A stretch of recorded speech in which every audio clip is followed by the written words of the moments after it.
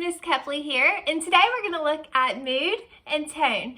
So we are going to look at the subtle differences between the two because a lot of people get them confused and they think they are the same thing, but they're not. And I can see why you think they're the same thing because you can't really have a mood without tone because tone contributes to the mood. So let's look at those minor differences between mood and tone.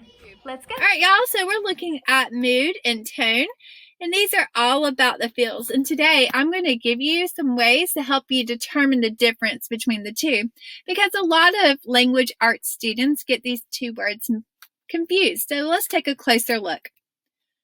Tone and mood. It's all about your feelings and attitudes, yours and the author's. And they both help create the meaning. So because of that, people get these two confused, and that's okay. We're going to come up with some ways to differentiate between the two. So although they are related, they are not the same thing. So let's look at the differences. Tone. Tone is the attitude of the author towards the subject. So it's not about you, it's the author. And tone is used to create meaning for the reader. And oftentimes the tone is described using an adjective, so the author can have an excited attitude or positive or angry. And it's a way for the writer to shape the reader's experience. They kind of want you to have the same attitude they do. So they're going to create the tone to make you have the same feeling. So how to identify tone in 3 steps. First, examine the word choice and phrases and analyze the language. So you want to ask yourself, does the author use positive words and phrases or negative ones? And then look how the author describes the setting, a character, or an event. Let's look at an example. If the author was writing a biography of a president, what would their tone be like if they agreed with the president? Compared to how would it be different if they were critical of the president? So if you have people around you, you can turn and talk to them. If it's just you, just pause it, and we're going to take a couple of notes. I'm going to give you a second. Go ahead and click the pause button.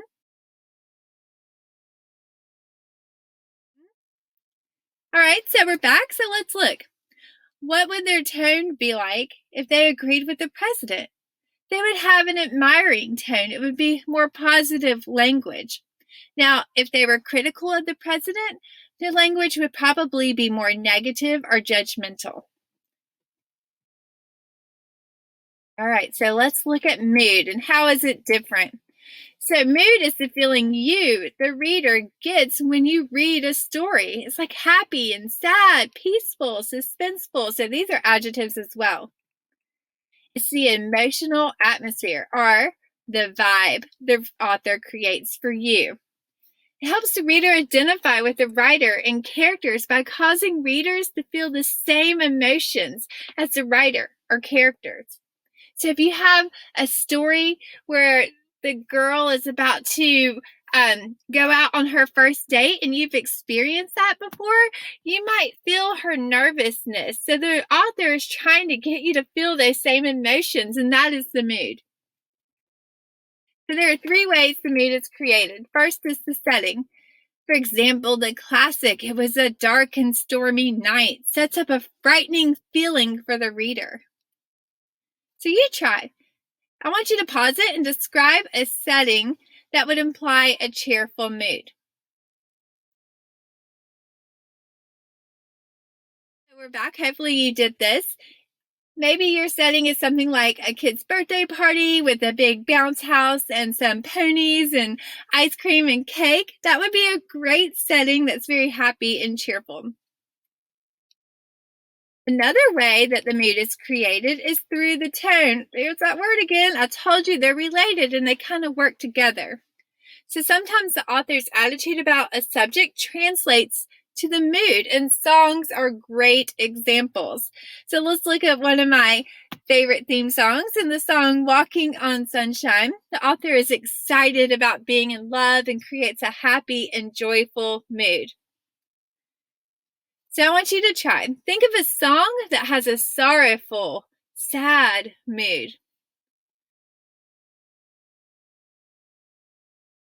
All right, so we're back. So what was your song?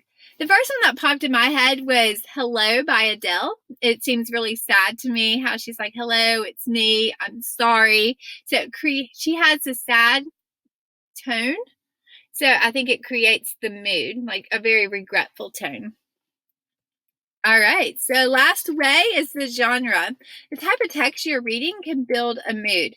For example, a murder mystery with many plot twists and turns probably has a suspenseful or tense mood. So here we go. We're going to try something again. What is a genre that you can create that creates a cheerful and happy mood? And can you think of an exact example? Go ahead and pause it, write something down, and we'll be back. All right, we're back. So what was your example? For me, I love the Netflix movie, To All the Boys I Loved Before. I think that's the name of it. I think it's a romantic comedy, and I think it's just happy and cheerful, and I smiled almost the whole time I was watching it. So that genre, romantic comedies, creates a happy and joyful mood. All right, so let's review those terms. If you look in the description below, there's a link to a short quizzes about 5 questions that will help you review mood and tone.